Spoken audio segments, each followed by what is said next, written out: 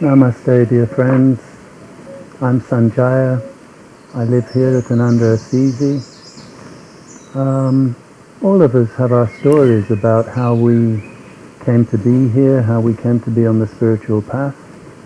And all of those stories are interesting. Some of them are even extraordinary.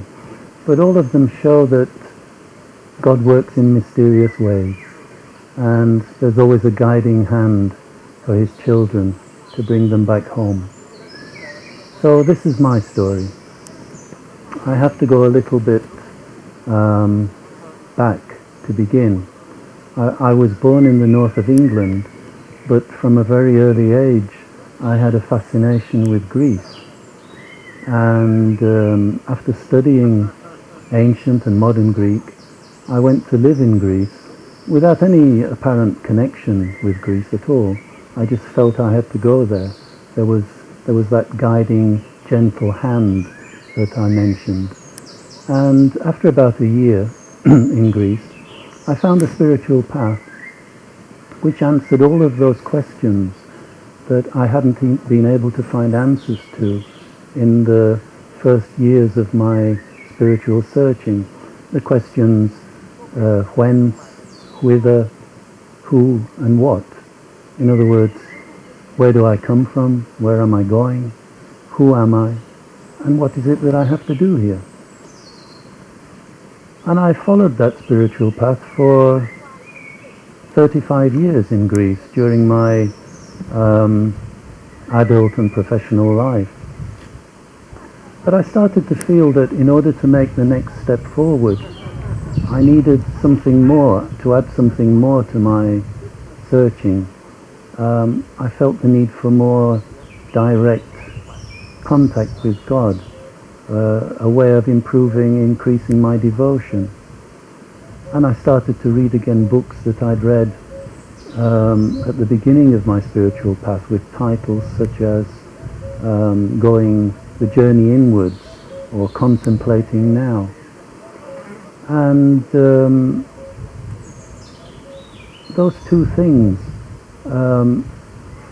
a way to go inwards, to have direct God experience, a way of increasing my devotion, are the two things I found here at Ananda in the teachings of Paramahansa Yogananda that I needed to add to my own spiritual path in order to move forward.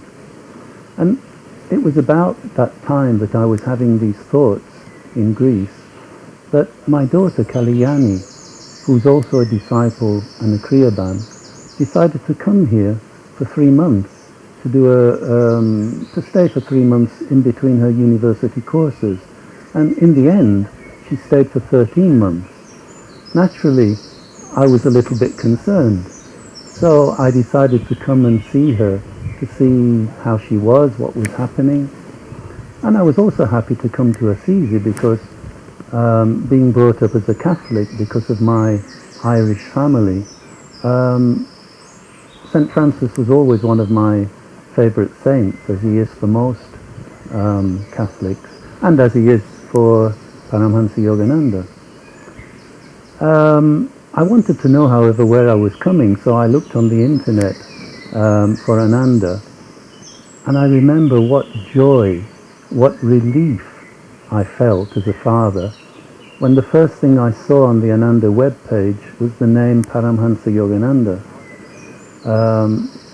because I'd read the autobiography of a yogi, his book, in Greek 30 years before. It was one of the books that was first recommended to me on the spiritual path that I followed in Greece.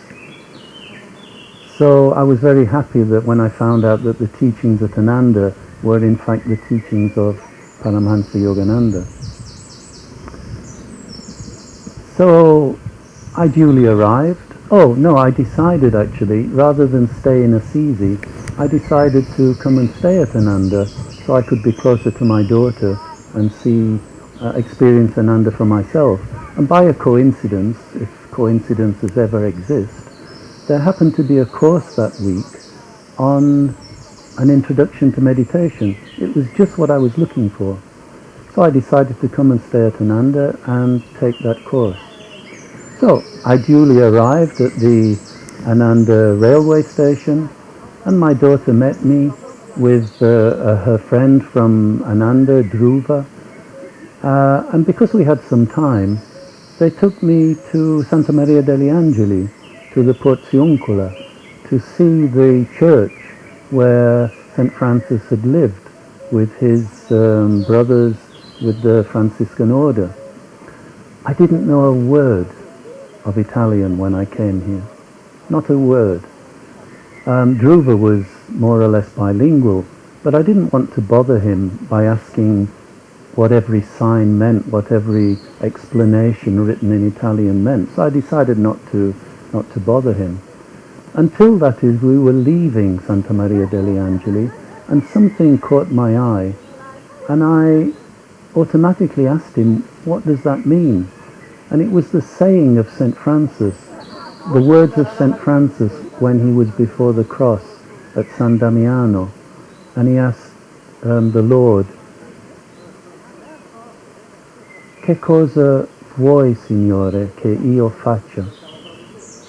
What is it that you want, Lord, that I should do?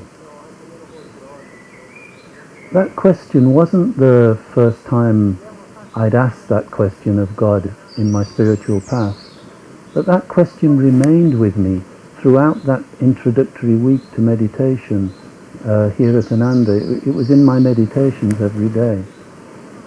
However, the answer only came on the very last day. It was Friday, it was lunchtime, it was the last lesson, the last 20-minute meditation before I would leave to go back to Greece.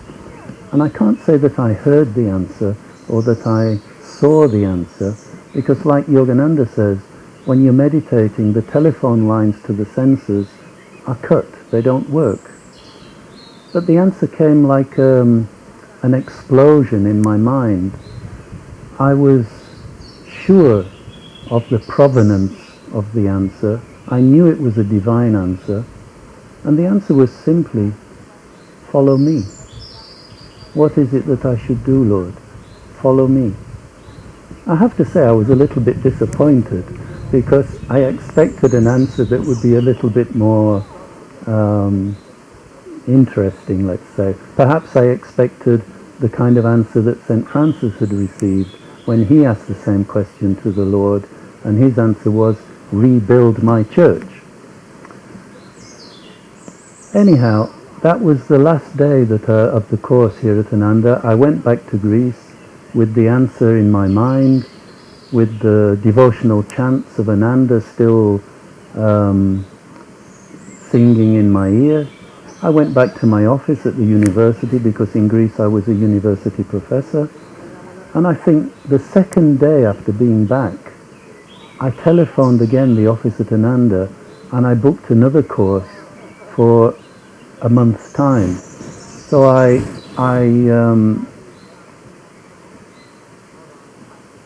cancelled my lessons, to be honest, or rearranged them, I don't remember, so that I could come back to Ananda for another week, a month later. And the course I was doing that time, the course I'd chosen, was, I think, an introduction to Kriya Yoga. And it wasn't taking place in the temple, it took place in what is now Krishna Hall in Vrindavan. And in Krishna Hall, there's a copy of the famous painting by Hans Hofmann of Christ and the rich young man. And it's from that painting that the picture of Christ that we have at Ananda on our altar is taken, because Yogananda said that that particular painting of Christ is the nearest he'd ever seen to the actual appearance of Christ. And you probably all know the story of Christ and the rich young man. It's from Matthew chapter 19, where the rich young man does good works, honors his father and mother, gives away to charity, and he asks Christ, what more can I do to achieve eternal life? And Christ answers him, if you want to be perfect, give everything you have to the poor. You will have treasure in heaven, and follow me. And of course the rich young man didn't follow Christ, and the Bible tells us that he went away sorrowful. Well, you can probably imagine, when I saw the picture and realized that my answer, follow me, was connected with the image of Christ on the Ananda altar, and also connected with the story in the Bible, a bombshell exploded in my mind for a second time. And I went back again to Greece, and 2 months later, I think this time, I came back again to Ananda, and I did the preparation course for Kriya. And 6 months after that, I took Kriya initiation and became a Kriyaban. The whole process had taken about 10 months. 10 months after that, I decided to leave my job at the university in Greece and to come and live here permanently. That was about 6 years ago. I have no doubts at all about the correctness of that decision. And every day here at Ananda, in fact every moment of every day, I ask myself whether I'm following what Christ said to me, follow me. It's not always easy, but it's great joy, ever new joy.